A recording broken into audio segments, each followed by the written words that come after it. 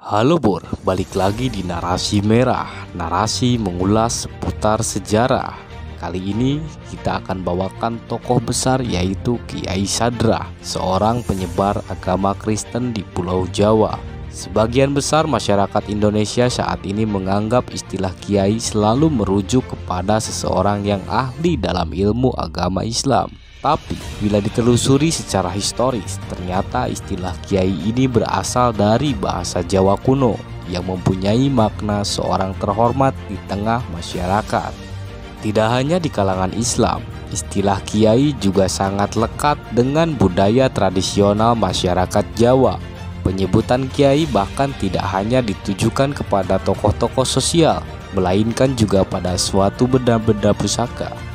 Dengan demikian dapat disimpulkan bahwa istilah kiai tidak selalu merujuk kepada kalangan orang Islam saja, melainkan orang non-muslim juga ada yang menggunakan nama kiai. Salah satunya adalah tokoh yang satu ini. Dia adalah Kiai Sadrah, tokoh yang menyebarkan agama Kristen di Pulau Jawa. Kiai Sadrah lahir pada tahun 1835. Ia dilahirkan di daerah Keresidenan Jepara dengan nama Radin. Ayah dan ibunya merupakan seorang petani serba kekurangan. Demi mengurangi beban orang tuanya, Radin sejak kecil sudah berkelana mencari penghasilan serta pengalaman. Selama berkelana, ia kemudian diadopsi oleh keluarga Islam yang cukup kaya. Ia pun disekolahkan di tempat pendidikan umum dengan pemahaman Islam yang cukup kental. Selain belajar agama Islam, ia juga belajar kebudayaan Jawa dari gurunya yang bernama Pak Kurmen di Semarang. Tercatat, Radin pernah juga belajar Islam di berbagai pesantren seperti di Jombang, Jawa Timur. Bersinggungannya dengan agama Kristen dimulai saat ia bertemu dengan seorang misionaris asal Belanda yang bernama Jelesma. Setelah petualangannya mencari jati diri di berbagai pesantren di Jawa Timur, ia kemudian memutuskan untuk tinggal di Semarang. Ketika di Semarang, ia bertemu dengan W. Huzo, seorang misionaris Belanda yang dikirim ke Jawa pada tahun 1849 oleh NZG atau Serikat Misionaris Negeri Belanda. Radin kemudian berguru kepada Huzo dan sering juga berkunjung kepada Pak Kurmen. Dari Pak Kurmen inilah Radin diperkenalkan dengan Kiai Ibrahim Tunggul Wulung yang telah memeluk agama Kristen. Pada tanggal 14 April tahun 1867, ia berganti nama menjadi Sadrah dan mantap memeluk agama Kristen.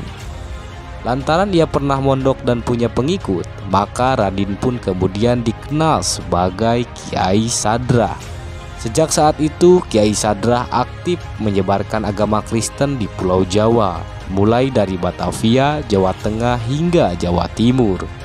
Karena pengaruhnya yang cukup besar di masyarakat, Kiai Sadrah pernah ditangkap oleh pemerintah kolonial Belanda dan dipenjara selama 3 bulan. Pemerintah Belanda khawatir dengan pergerakan Sadrah yang memiliki pengaruh kuat di kalangan masyarakat. Di Purworejo, Kiai Sadrah membangun gereja dengan arsitektur yang unik. Tidak ada tanda salib di bagian atas gereja, melainkan lambang cakra. Selain itu, tata letak bangunan bagian dalam gereja ini hampir mirip dengan masjid. Metode penyebaran agama Kristen yang dilakukan Kiai Sadrah menyasar ke masyarakat yang ada di pedesaan.